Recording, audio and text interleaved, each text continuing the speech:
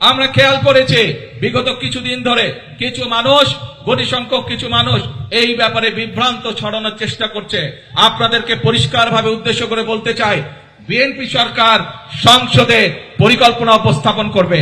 আপনাদের যদি পরিকল্পনা থাকে আসুন জনগণের সামনে উপস্থাপন করুন, কিন্তু বিভ্রান্তিকর কথা বলে দেশে বিশৃঙ্খলা তৈরি করবেন না, বিভ্রান্তিকর কথা বলে জনগণের শান্তি নষ্ট করবেন না, জনগণের শান্তি নষ্ট করবেন না। আমরা জানি বিগত স্বৈরাচার আমলে এই দেশের জ্বালানি বা বিদ্যুৎ খাতকে কয়েকটি গুটি সংখ্যক ব্যক্তির হাতে তুলে দেওয়া হয়েছিল। তাদের স্বার্থ হাসিলের জন্য বিভিন্ন পরিকল্পনা গ্রহণ করা হয়েছিল, যা এই দেশের মানুষের পক্ষে নয়। খুব স্বাভাবিকভাবে সেই জ্বালানি ব্যবস্থা বা বিদ্যুৎ ব্যবস্থা যেটি অপরিকল্পিতভাবে যেই ব্যবস্থা গুটি কয়েক মানুষকে সুবিধা দিয়েছিল, সেটি যদি জনগণের স্বার্থে সেই পরিকল্পনা করতে হয়, স্বাভাবিকভাবে কিছু সময়ের প্রয়োজন। জেডআই ওয়াটার ট্যাঙ্ক দিচ্ছে আজীবন ওয়ারেন্টি। জেডআই ওয়াটার ট্যাঙ্ক, পানির সুরক্ষায় টেকসই সমাধান। আমরা এরই ভিতরে তার কাজে হাত দিয়েছে।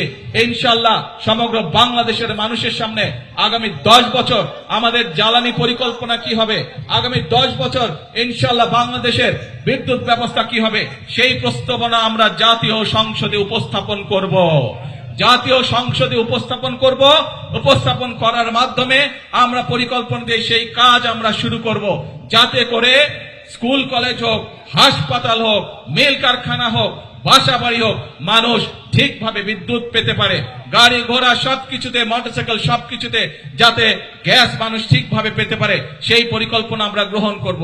আমরা খেয়াল করেছি বিগত কিছুদিন ধরে কিছু মানুষ, কোটি সংখ্যক কিছু মানুষ এই ব্যাপারে বিভ্রান্ত ছড়ানোর চেষ্টা করছে।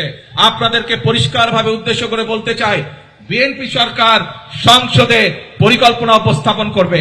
আপনাদের যদি পরিকল্পনা থাকে আসুন জনগণের সামনে উপস্থাপন করুন, কিন্তু বিভ্রান্তিকর কথা বলে দেশে বিশৃঙ্খলা তৈরি করবেন না, বিভ্রান্তিকর কথা বলে জনগণের শান্তি নষ্ট করবেন না, জনগণের শান্তি নষ্ট করবেন না। কারণ 50 বছরের উপরে এই দেশের স্বাধীনতা হয়ে গিয়েছে। এখন জনগণের জন্য কাজ করার সময়, এখন দেশ গঠনের জন্য কাজ করার সময়। পৃথিবীর বহু দেশ আমাদের পরে স্বাধীন হয়েছে, কিন্তু তারা কাজ করার মাধ্যমে, পরিশ্রম করার মাধ্যমে তাদের দেশকে অনেক দূর এগিয়ে নিয়ে গিয়েছে। কাজেই আর পিছনে থাকা যাবে না, আর পিছনে পড়ে থাকা যাবে না। এখন একটি লক্ষ্য, একটি উদ্দেশ্য, জনগণের জীবন মান উন্নত করা, দেশের ভাগ্যের পরিবর্তন করা। প্রিয় ভাই বোনেরা, যেই পরিকল্পনার কথাগুলো এই সংক্ষিপ্ত বক্তব্যে আমি আপনাদের সামনে তুলে ধরেছি, আপনারা কি মনে করেন এই পরিকল্পনাগুলো বাস্তবায়িত করা সম্ভব হলে দেশের জনগণের ভাগ্য এবং দেশের ভাগ্য পরিবর্তন হবে? আপনারা কি মনে করেন? কি ভাই, জনসভার পিছনে যারা আছে আপনারা কি মনে করেন আমরা সঠিক পরিকল্পনা গ্রহণ করেছি? এই যে শিল্প কলকারখানা, বিদ্যুৎ, জ্বালানি, ফ্যামিলি কার, কৃষক কার, এই যে পরিকল্পনা গ্রহণ করেছে, এগুলো জনগণের পক্ষে ঠিক আছে? যদি ঠিক আছে ভাই, তাহলে আপনাদের সমর্থন থাকতে হবে। কারণ আমরা সবসময় বলি, আমাদের অর্থাৎ বাংলাদেশ জাতীয়তাবাদী দল বিএনপির সকল ক্ষমতার উৎস হচ্ছে জনগণ। জনগণের সমর্থন থাকলে আমরা প্রত্যেকটি জনগণের স্বার্থে যতগুলি কর্মসূচি, সবগুলো ইনশাআল্লাহ আল্লাহর রহমতে আমরা বাস্তবায়ন করতে সক্ষম হব। আসুন আজকের এই জনসভায় আমরা যেভাবে আজকে দুস্থ মানুষকে সহযোগিতা করে যে সাহায্য দিয়েছি, এই সাহায্য এবং সহযোগিতাকে আমরা পরিবর্তন করতে চাই কর্মসংস্থানের মাধ্যমে।